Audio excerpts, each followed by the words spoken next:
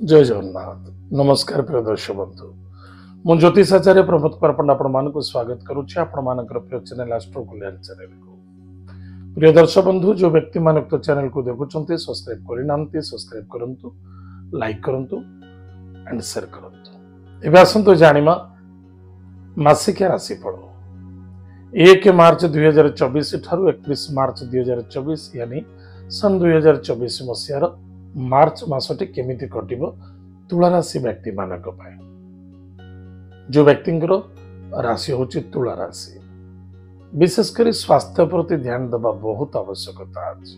स्वास्थ्य ही संपद गाड़ी घोड़ा सावधान चलेबा काहारी व्यक्तिगत कथार कथा कहबा उचित नुहे का भलरे ना का मंदरे निज मन को निजे कंट्रोल रखंतु जेतिकी पारुचने सेतिकी करंतु अधिक आशावादी होबा एवं कौन से लोभायुक्त हो कौन से क्षेत्र धन निवेश करवा बिल्कुल ठीक नुहे सावधान रहिबे। कर्म क्षेत्र अच्छा कर्म क्षेत्र छाड़ू ना बेपार वाणिज्य क्षेत्र अच्छा यथेष्ट ध्यान देवा आवश्यकता अच्छे समस्त सहित श्रद्धा आदरता रखा अत्यंत आवश्यकता अच्छे। वाणिज्य बसते लक्ष्मी जो मैंने बेपार वाणिज्य करुँचे सदासर्वदा लक्ष्मी वास करते किंतु क्रोधान्वित अशांति असंतुष्टता यू हवा उचित एथर लक्ष्मी छाड़ी जाते मसरे किसी इनकम सोर्स ठीक ठाक रहिबो। भाई भौणी मित्रों सहित श्रद्धा आदरता रखा बहुत आवश्यकता अच्छे। निज कार्य को निजे तत्पर सहित कार्य करंतु कार्य पर डिपेंड हो कार्य करने उचित नुहे। पति पत्नी दाम्पत्य जीवन सुख आनंद मधुमय देखा दब।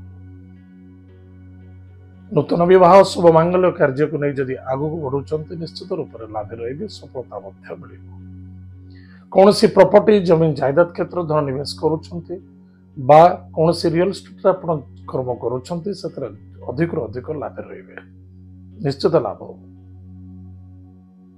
संतान को नहीं चिंता देखा दी पर संतान को नहीं आनंदित विद्यार्थी सफलता अर्जन करेंगे कि विद्या क्षेत्र प्रति यथेष्ट ध्यान देवा आवश्यकता नो कन्फ्यूजन। लव मैरिज रे सक्सेसफुल देखा दब। लव मैटर ठीक ठाक रु अशांति असंतुष्टता बिल्कुल ठीक नुहे एग्रेसिव उचित नुहे। कौन सी लोन नौ बड़ आकार किसी लोन आकार किसी अर्थ प्राप्त करने को चाहते ताले भावी चिंती नियंतु जदि आप न सुझी पारती भविष्य दुख और पीड़ा देखा दी पारे। यार मुख्य कारण उक्त मासर लास्ट मोमेंट रे ठीक 15 तारीख मार्च 15 तारीख पर जदि आपण कौन से लोन नौ प्रति बहुत रिस्क अच्छे। जदि मार्च 15 तारीख पूर्व नौ ठीक अच्छे सावधान रहा बहुत आवश्यकता अच्छे। ओवर कॉन्फिडेंस हवा उचित नहीं क्या ग्यारंटर पड़तु ना मीडिएटर कार्य करुँचे भावी चिंती कार्य करने अत्यंत आवश्यकता अच्छे। बेपार वाणिज्य क्षेत्र ठीक ठाक मान सम्मान प्राप्ति अच्छे।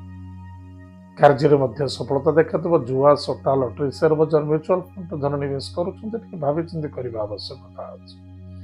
ए मासरे कौन न करने आवश्यकता अच्छे। जिद्दी क्रोध आउ जल्दबाजी बिल्कुल सावधान रहा आवश्यकता अच्छे।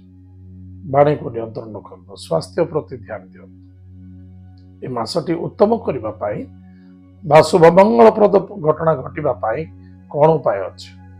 प्रत्येक दिन प्रातः समय स्नानादि कार्य सारी सदा सर्वदा पॉजिटिव चिंताधारा को नहीं गायत्री मंत्र को जप करंतु। गृहर इष्टदेवी इष्ट देवता नाम दीपटे जालतु।